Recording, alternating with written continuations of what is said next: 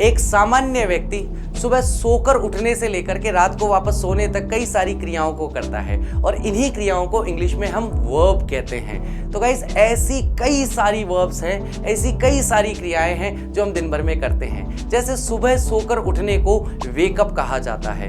Wake up के बाद में अगर आप नहाते धोते हैं तो उसके लिए कहा जाता है बाथ या टेक बाथ। इसी तरीके से उसके बाद अगर आप नाश्ता करते हैं तो उसके लिए आप टेक या हैव के साथ में ब्रेकफास्ट वर्ड का इस्तेमाल कर सकते हैं। उसके बाद में अगर आप पढ़ने बैठ जाते हैं तो उसके लिए आप स्टडी का इस्तेमाल करेंगे। और आप किसी चीज़ को याद करने बैठ जाते हैं, अगर आप वर्ड मीनिंग्स या वर्ब्स को याद करते हैं तो उसके लिए मेमोराइज शब्द का प्रयोग किया जाता है। इसी तरीके से अगर आप वीडियोस देखते हैं तो उसके लिए वॉच का प्रयोग किया जाएगा। और अगर आप गाने सुनते हैं तो लिसन टू द सॉन्ग्स या लिसन टू द म्यूजिक का इस्तेमाल किया जाता है। फिर आप जब दोपहर का भोजन लेंगे तो उसके लिए वापस से खाने पीने के अर्थ में हैव या टेक का इस्तेमाल किया जाएगा, लेकिन ब्रेकफास्ट की जगह लंच कहा जाएगा।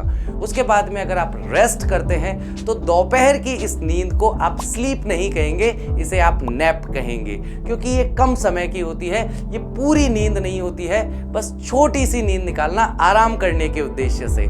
और इसके बाद शाम को अगर आप खेलते हैं तो उसके लिए प्ले का इस्तेमाल करेंगे।